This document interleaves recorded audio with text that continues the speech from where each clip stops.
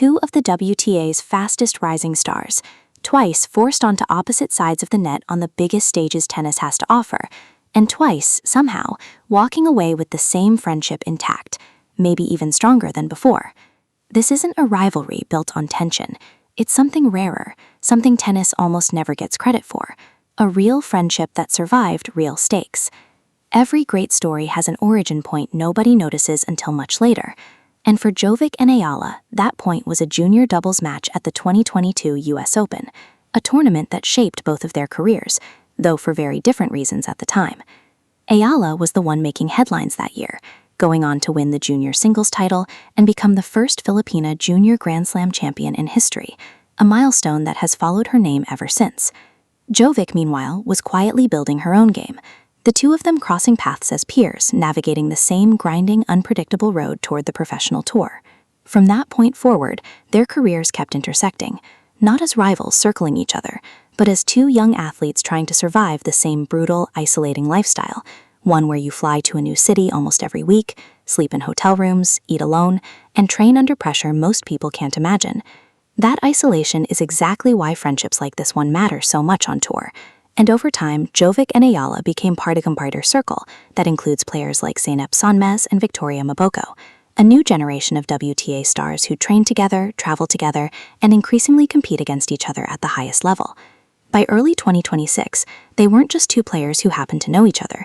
They were genuinely close, training partners, doubles partners, and two of the most closely watched rising stars in the sport, which made what happened next so much harder to watch. There's a specific kind of dread that comes with seeing your own name next to your closest friends in a tournament bracket, and that's exactly what happened ahead of the 2026 French Open.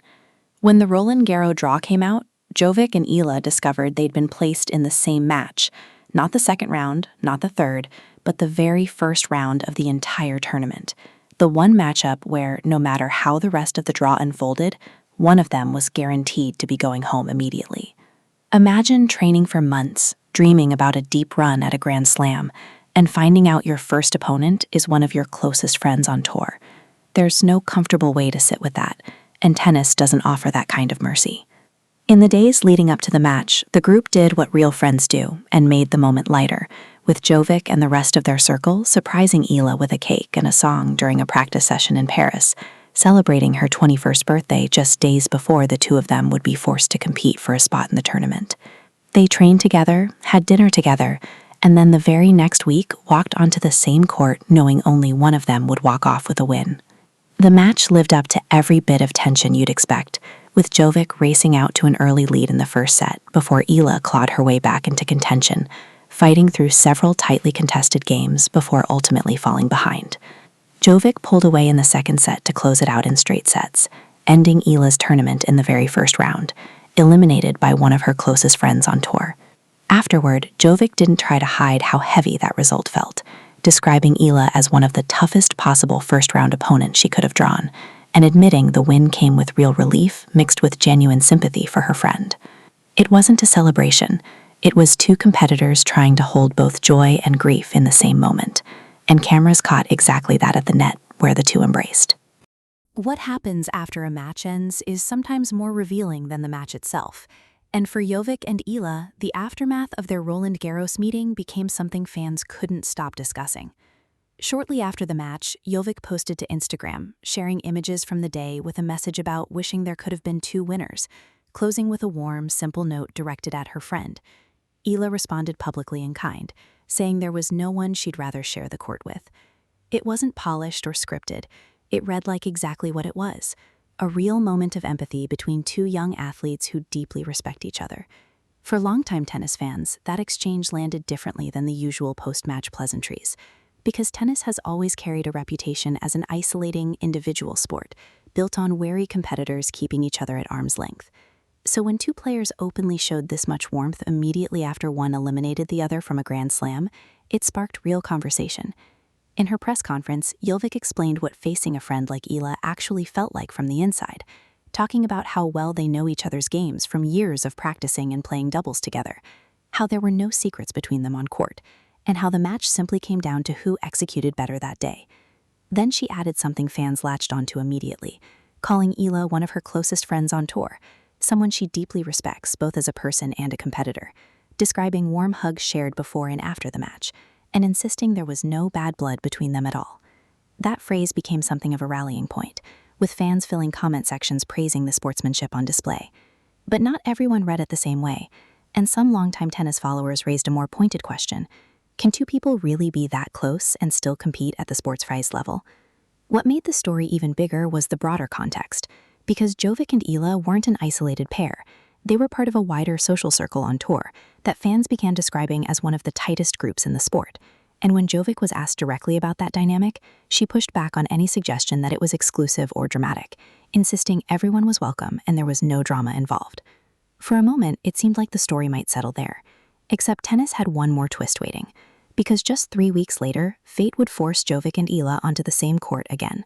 3 weeks, that's all the time that passed before Jovic and Eala found themselves facing each other again, this time at the Queen's Club Championships, on grass, in the second round.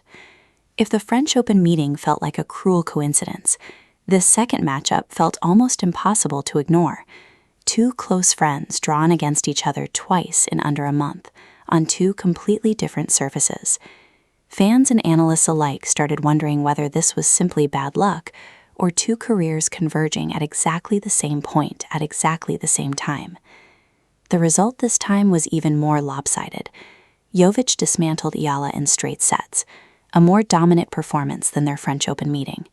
And Eala, who had arrived at Queen's Club on a 6-match winning streak after capturing a WTA 125 title the week before, simply couldn't find any rhythm against her friend's aggressive, flat ball striking. This is where the narrative shifted, and where harder questions started circulating, because losing to a friend once can be written off as bad luck, but losing twice, and more decisively the second time, starts to raise uncomfortable questions about what's really happening beneath the surface. Analysts pointed to a broader statistical pattern in Eala's season, noting that when she lost to top-tier competition, she tended to lose big, and her 2 losses to Jovic fit uncomfortably well into that trend. Former British number 1 Annabel Croft, commentating on the match, broke down just how dominant Jovic had been, far tougher in her view than the lopsided scoreline suggested, praising Jovic's efficiency and composure on the day. Even Jovic herself, during her on-court interview, seemed to acknowledge the strange repetition of the situation, calling it unfortunate that the two of them kept meeting in early rounds, and saying she hoped they'd eventually clash on bigger stages instead. That single word carried real weight, suggesting that even the player benefiting from these results felt the bittersweet nature of repeatedly being the one to end her friend's tournament run. Jovic finally addressed it directly, and her answer reframed the entire story. Asked how it actually feels to repeatedly beat one of her closest friends, her response was honest and grounded, saying it isn't especially difficult for her when she plays a friend, that both of them have simply grown used to it by now. Then she addressed the elephant in the room directly, saying flatly that there was no bad blood between them, that after the match the two of them were back in the locker room together talking, and that off the court they were simply friends again. Think about that for a second. After a lopsided scoreline that could easily have created distance between two competitors, Jovic and Eala were back in the locker room together, laughing, talking, being exactly what they were before the match, friends, with no awkwardness and no lingering tension. Jovic went even further, sharing her hope for how their rivalry might evolve as both of their careers progress, saying she wished the two of them could eventually meet at later stages of tournaments, hoping that as their rankings climbed, they'd end up on opposite sides of the draw only in the semifinals or finals, rather than colliding in early rounds. It was a remarkably mature perspective, not wishing away the competition, but hoping it could eventually happen on a stage where both of them stood to benefit. So what is Alex Eala really like off the court? Based on the person who knows her best on tour, the picture is remarkably consistent. Warmth, respect, and admiration, not just for a talented competitor, but for a steady, kind presence in the middle of the chaos that defines professional tennis. That points to something bigger than just one friendship, a generational shift, a group of players refusing to let competition strip away their humanity. Twice forced to eliminate each other from major tournaments, twice walking away still close, still respectful, still genuinely happy for one another. And in a sport built on isolation and rivalry, that's actually rare. As both of these players continue to rise, the real question is whether this friendship holds, or whether the stakes eventually get too high for sentiment to survive. Jovic clearly believes it will, but only time will actually tell. So what do you think? Is this the start of a new era of camaraderie on the WTA Tour, or will competition eventually test this friendship in ways we haven't seen yet? Drop your thoughts in the comments, and if you enjoyed this look behind the rivalries and friendships shaping women's tennis, subscribe, because we're covering stories just like this every single week.